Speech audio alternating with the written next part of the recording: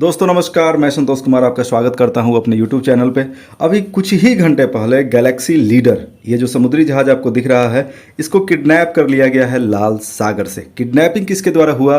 तो किडनैपिंग हुआ यमन के हूती रेबल्स के द्वारा। इस वीडियो के माध्यम से मैं आपको ये बताने वाला हूँ कि अभी जो कुछ भी चल रहा है, चाहे वो इसराइल हमास का मैटर हो या अभी मालदीव से भारतीय सैनिकों को वापस भेजने का मामला हो, चूँकि मालदीव में नया सरकार आ चुका है, तो इन सब के पीछे चीन किस तरीके से है, चलिए समझते हैं।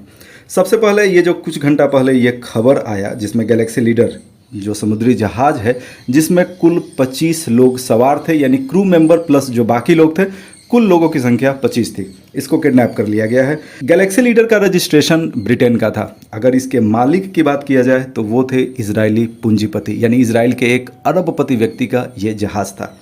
ये जहाज कहाँ से कहाँ जाने वाला था? तो ये जहाज तुर्की से भारत की तरफ जाने वाला था। अगर इसके रूट की बात करें तो तुर्की से इसका सफ़र शुरू हुआ था, उसके बाद ये भूमध्य सागर में आता है, उसके बाद स्वेज नहर के थ्रू वो स्वेज की खाड़ी में आता है, उसके बाद ये लाल सागर में आता है और लाल सागर का जो दक्षिण पश्चिम हिस्सा है वहाँ से इसको हूती रेबल्स के द्वारा किडनैप कर लिया जाता है। अगर ओवरऑल रूट की बात करें कि किस रास्ते से ये भारत जाता, फिलहाल तो ये स्थिति है कि ये किडनैप है, लेकिन अगर रूट की बात किया जाए कि कैसे वो भारत जाता, तो वो लाल सागर के आगे बाबल मंडव जो जल संधि है, जो जिबूती और यमन के बीच है, जो पतला सा समुद्री रास्ता है, तो उस बाबल मंडव जो जल संधि है उसको ये क्रॉस करता, उसके बाद अदन की खाड़ी में पहुंचता। अदन की खाड़ी यमन के नीचे है और सोमालिया के ऊपर है। उसके बाद वो अरबियन सागर में पहुंचता, उसके बाद वो भारतीय बंदरगाह तक पहुंचता, लेकिन ऐसा हो नहीं पाया है। अब ये जो मैटर हुआ है, जाहिर सी बात है इसके बाद तनाव बढ़ने वाला है।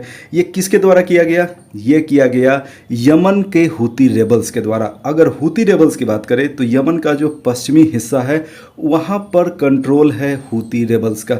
हूती रेबल्स को सपोर्ट कौन करता है? Houthi rebel is sponsored by Iran. Yemen's Iranian backed Houthi rebels say they have seized an Israeli cargo ship in the Red Sea। यानी यमन के जो हूती रेबल है उन्होंने ये कहा कि हमने इजरायली कार्गो शिप को लाल सागर में पकड़ लिया है, उसको सीज कर दिया है। अब इस वजह से होगा क्या?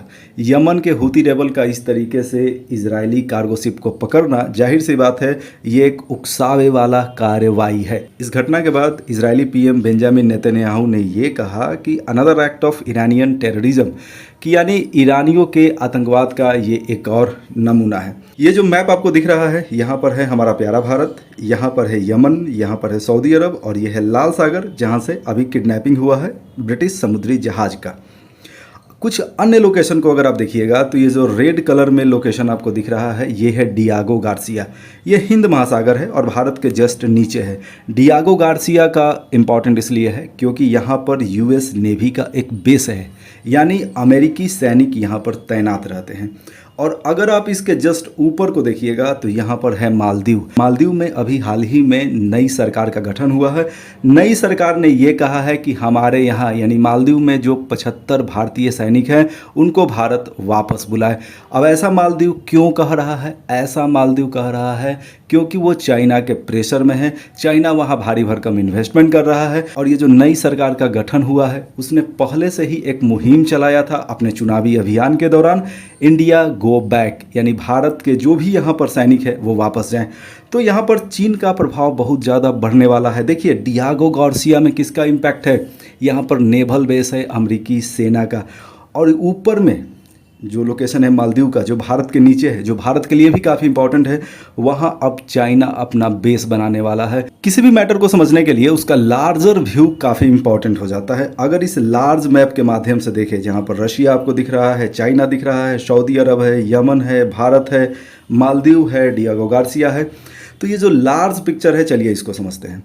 यहाँ पर ये जो रूट आपको दिख रहा है ये व्यापारिक रूट है और ये दुनिया का सबसे इम्पॉर्टेंट व्यापारिक रूट है।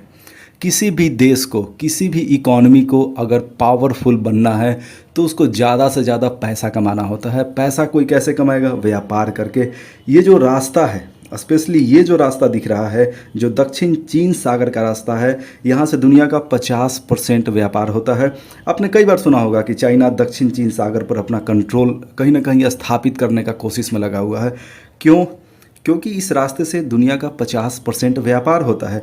अगर थोड़ा सा आप पश्चिम की तरफ आएँ, जो मालदीव के आसपास का लोकेशन है, यहाँ पर जो देश आपको दिख रहे हैं जैसे कि जापान, जैसे कि कोरिया, जैसे कि ताइवान, जैसे कि वियतनाम, इनका जो ट्रेड है वो मालदीव के पास से ही लगभग गुजरता है। यानी मालदीव को आप समझ सकते हैं कितना इंपॉर्टेंट है। यानी दुनिया भर के अगर समुद्री जहाज़ जहाँ से गुजर रहा है वहाँ पर अगर किसी देश का नेवल बेस है तो वो व्यापार पे कहीं ना कहीं अपना इम्पैक्ट डालता है। तो आप समझ सकते हैं मालदीव पर चाइना अपना प्रभाव क्यों बढ़ा रहा है। यमन के नीचे है गल्फ ऑफ अदन। अगर यमन से सटा हुआ जो देश है, जो उसके सबसे नज़दीकी देश की बात किया जाए तो वो है जिबूती। जिबूती अफ्रीका महादेश का एक देश है। इसके बगल में ही है बाब अल मंडब, जो एक पतला सा समुद्री रास्ता है जिसके बारे में थोड़ा देर पहले ही मैंने बात किया। जिबूती क्यों इम्पॉर्टेंट है? जिबूती इसलिए भी इम्पॉर्टेंट है क्योंकि कुछ वर्ष पहले ही चाइना ने अपना एक नेवल बेस यहाँ पर भी बना दिया है। इस लार्ज मैप पे एक बार मैं फिर से वापस लौटता हूँ। चाइना को ज़रा देखा जाए, दक्षिण चीन सागर पर वो अपना प्रभाव बढ़ाना चाहता है। इसके अलावा मालदीव पर भी वो अपना समुद्री बेस, नेवल बेस कहीं ना कहीं बनाने का प्रयास में है। अगर यमन से सटा हुआ देश जो जिबूती है वहाँ पर उसने अपना नेवल बेस बना भी लिया है। यानी अगर देखा जाए लार्ज स्केल पे तो पूरा ये जो समुद्री रूट है, जो व्यापार का रूट है, इस पर चाइना अपना प्रभाव बढ़ाना चाहता है। ये जो लार्ज समुद्री रूट है इस पर अमेरिका का भी बहुत ज़्यादा प्रभाव है। डियोगो गार्सिया के बारे में तो मैंने आपको थोड़ा देर पहले ही बता दिया, जो मालदीव के नीचे है, वहाँ पर अमेरिकी नेवी का बेस है। इसके अलावा फिलीपींस के बगल में गुआम आइसलैंड है, वहाँ पर भी अमेरिकी नेवी का बेस है। इसके अलावा अगर आप मिडिल ईस्ट को देखिएगा, मिडिल ईस्ट यानी सऊदी अरब के आसपास का देश जिसमें सऊदी अरब भी इंक्लूड है, तो वहाँ पर कई सारे अमरीकी बेस है। तो इस तरीके से आप समझ सकते हैं कि जो ट्रेड रूट है, जो व्यापार का समुद्री मार्ग है, उसको सुरक्षा देने के लिए अमेरिका का बेस पहले से ही बहुत सारे हैं। अब चाइना भी व्यापार पर अपने प्रभाव को बढ़ाने के लिए अलग अलग जगह पर समुद्री बेस को बढ़ाने में लगा हुआ है। यानी ये जो कुछ चल रहा है इसमें व्यापार का, ट्रेड का बहुत ही बड़ा इंपॉर्टेंट रोल है।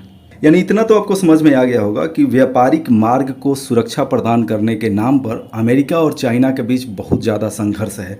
अगर मध्य पूर्व की बात करें, मिडिल ईस्ट की बात करें, तो यहाँ पर अमेरिका का प्रभाव पहले से ही कहीं ज़्यादा है, क्योंकि सऊदी अरब हो, सीरिया हो, इराक हो, यहाँ पर कई सारे अमेरिकी सैन्य अड्डे पहले से मौजूद हैं।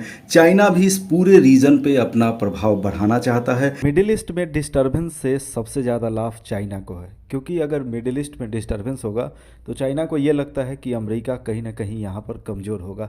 यानी इस पूरे रीजन में डिस्टर्बेंस करने के पीछे जो असली खिलाड़ी है या असली अनाड़ी है वो चाइना है, और चाइना ही ईरान को उकसा रहा है। और ईरान क्या कर रहा है? ईरान हिजबुल्लाह, हमास और जो भी अन्य आतंकवादी संगठन है जैसे कि हुती, उनके माध्यम से डिस्टर्बेंस पैदा करवा रहा है।